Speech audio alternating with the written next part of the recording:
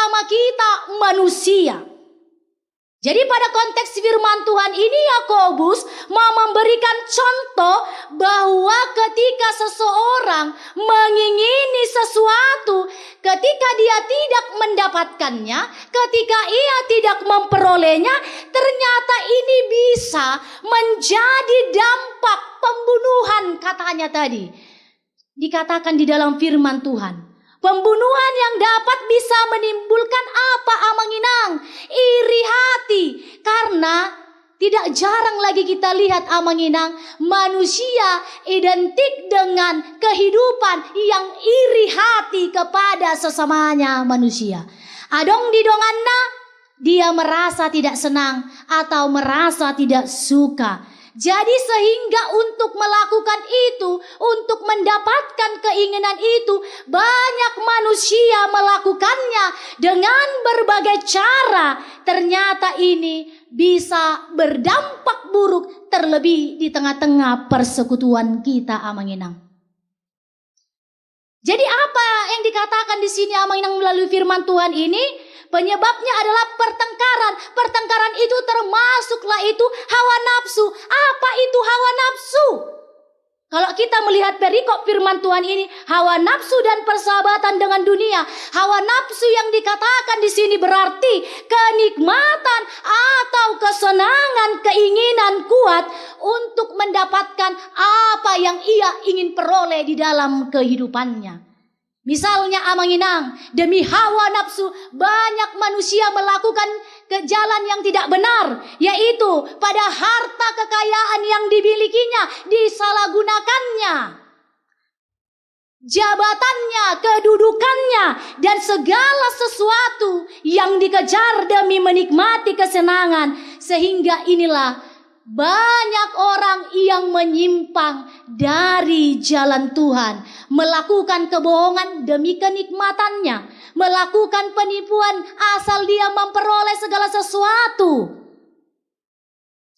Jadi Bapak Ibu saudara-saudara, dari hawa nafsu juga bisa terjadi yang saya katakan adalah iri hati. Untuk itu apa yang perlu, Amanginang? Yakobus mau tekankan kepada kita, jaga hatimu, pelihara imanmu, teguhkan imanmu dan kuatkan di dalam Tuhan, sehingga kita bisa menguasai diri kita untuk melawan hawa nafsu atau keinginan daging di dalam kehidupan kita. Untuk itu, jangan membiarkan iri hati bertumbuh dan berakar di dalam diri kita. Sebab apa yang dikatakan? Sebab tidak ada buah yang baik yang kita dapatkan dari iri hati. Tidak ada, Bapak Ibu saudara-saudara. Justru dikatakan dalam firman Tuhan ini, justru iri hati akan menjadi celah bagi iblis untuk merusak sesama kita. Pas doi, Amanginang. Mula nunga adong iri hati di bagasan rohata, maka pikiran kita juga tidak akan sehat. Karena yang akan kita lakukan hal-hal yang buruk yang bertentangan dengan firman Tuhan. Masih ingat kita, Amanginang, cerita firman Tuhan tentang Kain dan Habel? Karena apa dia sampai si Kain membunuh adiknya si Habel? Karena apa? Karena iri hati di dalam hatinya. Saudara kandungnya sendiri. Karena apa? Karena persembahan yang diberikan Habel adalah persembahan yang benar, yang terbaik, yang diberikan kepada Tuhan. Dan yang Kain berikan persembahan apa adanya saja. Jadi di sini kita lihat bagaimana ternyata iri hati itu bisa merusak persaudaraan kita. Sama dengan firman ini mengatakan bahkan akan terjadi pertengkaran, pembunuhan, molo, dan denggan rohata. Kalau kita menyimpan rasa iri hati di dalam kehidupan kita, Amanginang. Jadi Bapak Ibu saudara-saudara yang terkasih dalam Yesus Kristus, maka sangat penting untuk menguasai diri kita. Untuk melihat bagaimana kita di dalam menjalani kehidupan kita, artinya ikut togudo hapor syewata. Makanya dikatakan jagalah hatimu. Perlu menjaga hati Bapak Ibu? Perlu. jagalah hatimu. Firman Tuhan katakan dalam Amsal 4 ayat 23. Jagalah hatimu dengan segala kewaspadaan, karena dari situlah terpancar kehidupan. Untuk itu sangat penting untuk menjaga hati. Saudara-saudara yang terkasih dalam Yesus Kristus, kalau kita mengikuti firman Tuhan ini di ayat 3 juga dikatakan kepada kita, ternyata hawa nafsu tadi itu penghalang doa. Kenapa dikatakan penghalang doa? Hawa nafsu menjadi alasan bagi Tuhan untuk menjawab setiap doa dan permintaan kita. Karena apa, Bapak Ibu Saudara? Kenapa dikatakan hawa nafsu menjadi penghalang? Karena kita selalu meminta hanya untuk memuaskan keinginan kita saja. Banyak orang berdoa hanya untuk menginginkan kenikmatan dirinya sendiri. Jadi firman Tuhan katakan, oh Tuhan tahu apa yang paling dibutuhkan. Tuhan tahu apa yang paling perlu di dalam kehidupan kita daripada apa yang kita inginkan. Tapi terkadang Bapak Ibu Saudara, kita memaksa apa yang kita doakan harus terjawab. Jadi sifat dan sikap seperti ini bertentanganlah ini dengan kehendak Allah. Sebab dikatakan di ayat 4 sampai ayat 5 Bapak Ibu Saudara. Sebab hawa nafsu adalah keinginan duniawi dan kedagingan, setaralah itu bersahabat dengan dunia dan bukan dengan Allah. Saudara yang terkasih dalam Yesus Kristus, kita mengikuti firman Tuhan ini mengingatkan kita bagaimana kita dapat menguasai diri kita, menguasai hati kita, supaya kita tidak terjerumus kepada hawa nafsu tadi. Di ayat 6 dijelas dikatakan Bapak Ibu, Allah sangat menentang orang yang congkak. Allah sangat menentang orang yang congkak. Kalau orang yang congkak dikatakan inilah orang yang sombong, orang yang tinggi hati. Ingatlah Bapak Ibu, kesombongan awal dari sebuah kehancuran. Kenapa dikatakan kesombongan adalah sebuah dari kehancuran? Karena manusia itu menganggap dirinya itu paling penting, paling hebat, paling pintar, paling bisa segala sesuatu. Akhirnya apa? Di dalam kehidupannya itu tidak ada lagi kerendahan hati, karena dia menganggap aku yang paling bisa dari segala sesuatu. Tetapi apa yang dikatakan? Orang yang meninggikan hatinya atau meninggikan dirinya akan direndahkan Tuhan. Nah, di sini mau dikatakan Bapak Ibu Saudara-saudara, janganlah kita memiliki hati yang congkak, hati yang sepele. Kita harus sadar bahwa yang kita miliki hari ini itu berasal daripada Tuhan. Jangan karena ada kedudukan kita, ada jabatan kita, ada kekayaan yang kita miliki, ada harta bergelimang di dalam hidup ini, itu menjadi kita menjadi tinggi hati atau congkak. Oh jangan, itu semua berasal daripada Tuhan.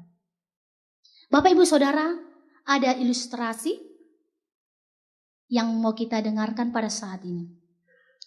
Jadi ada seorang anak muda yang sukses sedang bersantai di sebuah taman. Kalau didokon bersantai di sebuah taman berarti sedang duduk santai. Kemudian ia bertemu dengan seorang bapak yang sedang membersihkan taman. Kemudian anak muda itu mengatakan, capek kali bapak ya membersih-bersihkan taman ini. Jadi tukang sapu, ngutip-ngutip sampah. Dulu gak sekolah tinggi ya pak? Seorang anak muda itu mengatakan kepada bapak tua seperti itu. Lalu si bapak menjawab, tidak apa-apa nak.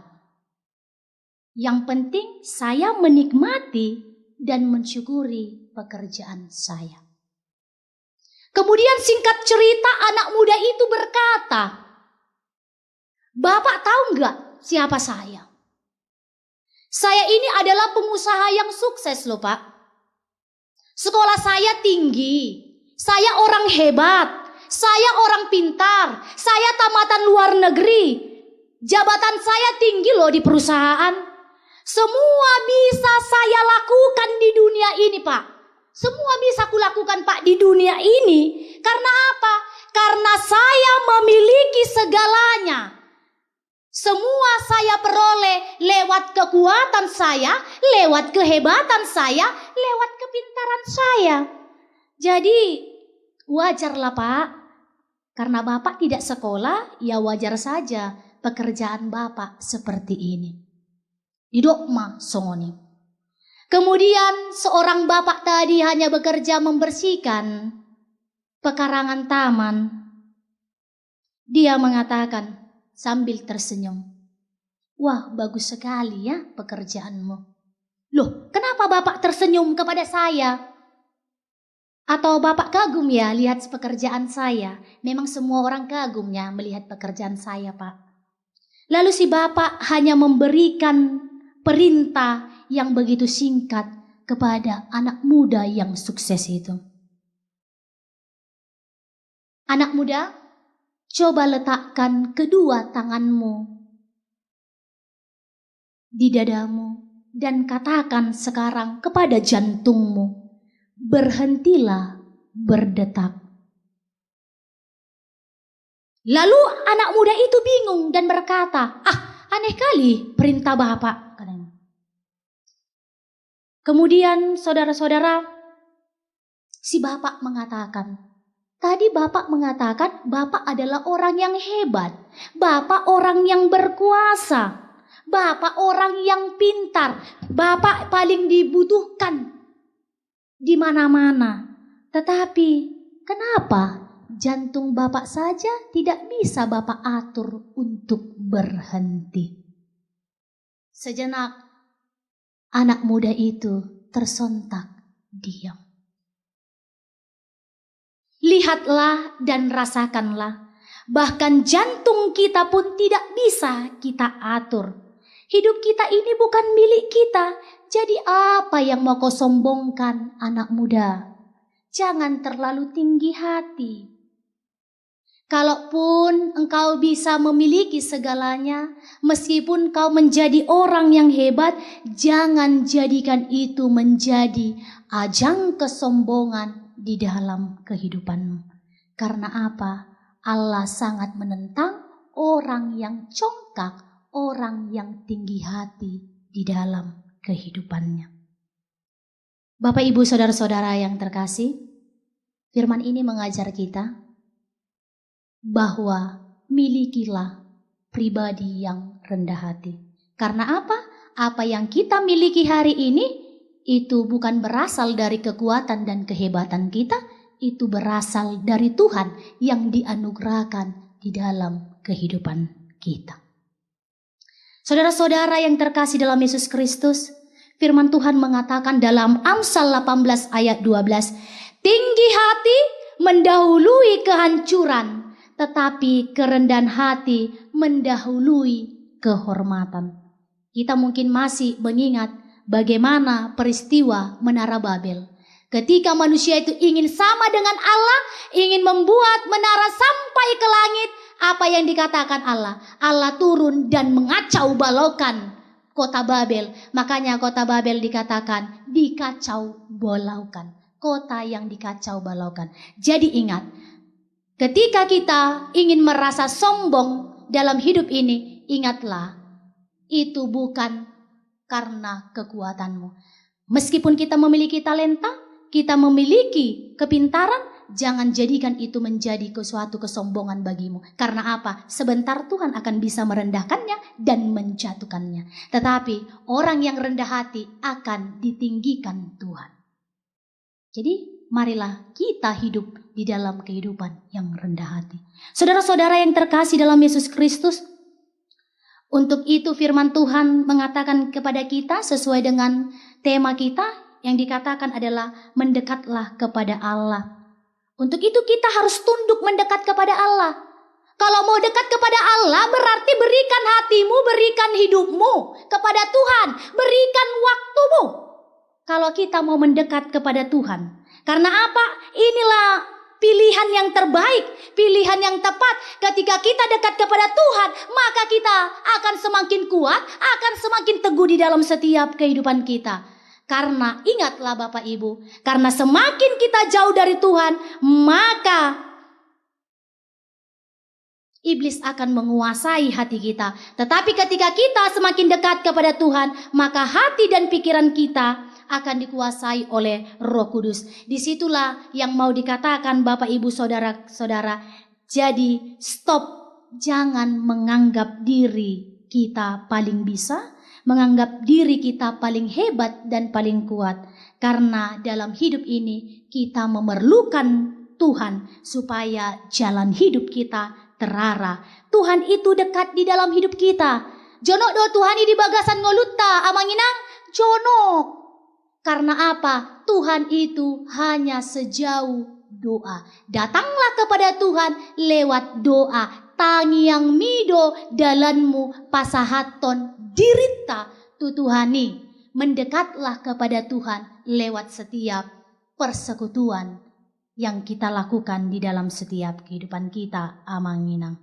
Bapak Ibu Saudara-saudara, sebagai orang Kristen, kita harus mengalami kehidupan di dalam Kristus, menjauhi tadi sifat iri hati, pertengkaran, kecemburuan, dan perselisihan. Karena ini adalah perbuatan yang ditentang oleh Allah, tetapi berusahalah menjadi orang Kristen yang membawa kasih, membawa kedamaian, kerendahan hati di dalam kehidupan kita. Oleh sebab itu sangat perlu hati yang mau tunduk dan taat kepada Tuhan. Ini adalah pemulihan yang harus kita lakukan di dalam setiap hari-hari kita. Melalui firman Tuhan ini mengingatkan kita bahwa tidak ada yang lebih penting di dalam hidup ini selain yaitu memiliki hati yang tetap menuju kepada Tuhan dan menyucikan diri kita dari setiap dosa,